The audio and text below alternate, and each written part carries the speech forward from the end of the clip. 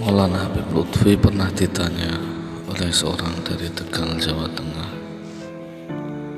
"Habib, saya sering mendengar kata saringat dan thariqat, tetapi saya belum paham apa artinya. Saya mohon Habib berkenan menjelaskannya."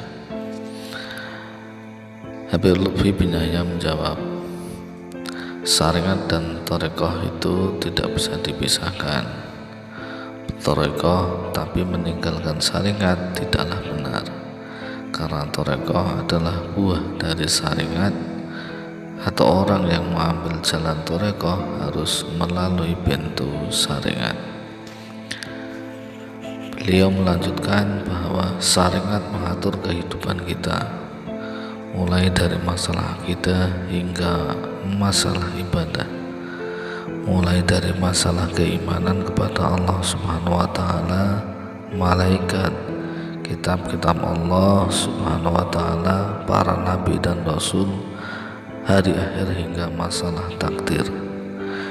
Dari syariat pula kita mengetahui rukun Islam, yaitu syahadatain, sholat, puasa, zakat dan haji, hingga keutamaan sholat, serta hubungan antara manusia seperti jual beli, pernikahan dan lain sebagainya. Setelah menjalankan saringan dengan baik, barulah kita berthariqah. Tujuan berthariqah adalah untuk mendekatkan diri kepada Allah Subhanahu wa Ta'ala.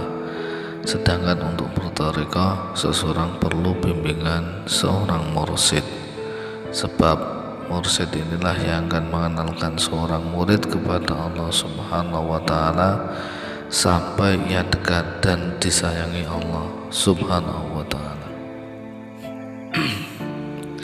Yang dituntut oleh thariqah sendiri adalah perilaku mulia para pengikutnya. Ia harus berusaha membersihkan kotoran-kotoran yang ada di dalam dirinya, terutama hatinya. Dengan kebersihan hati, lahir maupun batin, seseorang bisa mendekatkan diri kepada Allah Subhanahu wa Ta'ala.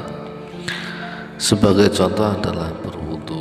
Ketahuilah bahwa berwudu merupakan salah satu cara bersuci menurut syariat Islam.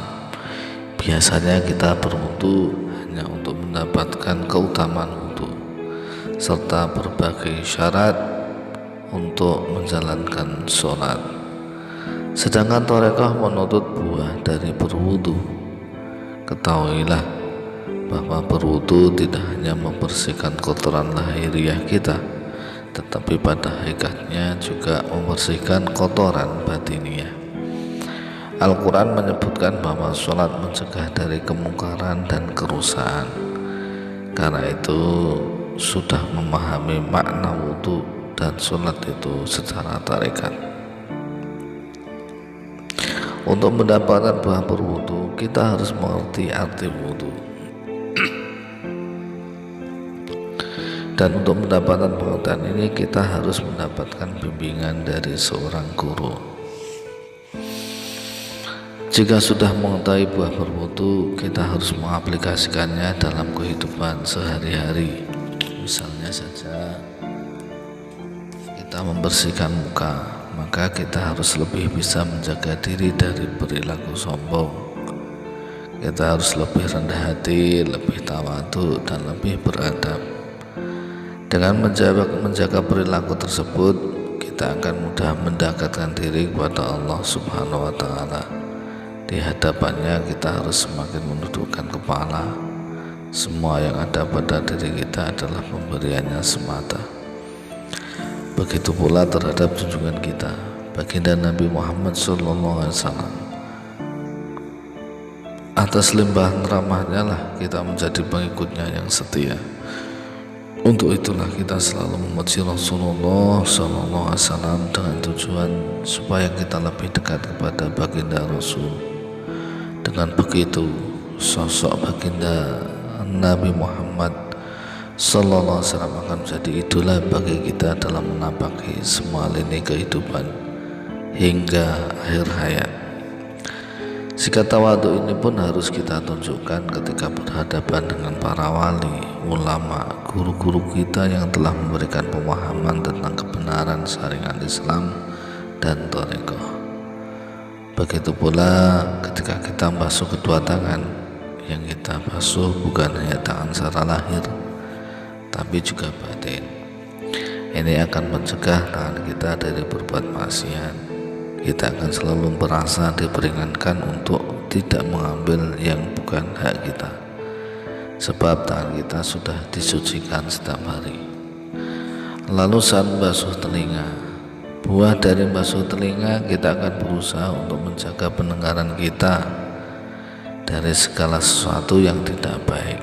Kita tidak akan menyampaikan yang kita dengan kalau informasi itu justru akan memancing masalah atau memanaskan situasi, sehingga menimbulkan pecah belah dan kekacauan.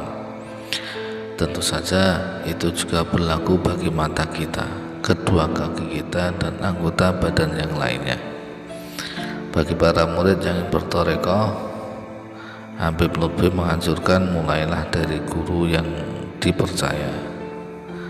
Tapi sebaliknya bagi guru yang ingin dilatih muridnya, cobalah didiklah para murid itu menjadi seperti timba yang mendekati sumurnya, bukan sumur mendekati timbanya.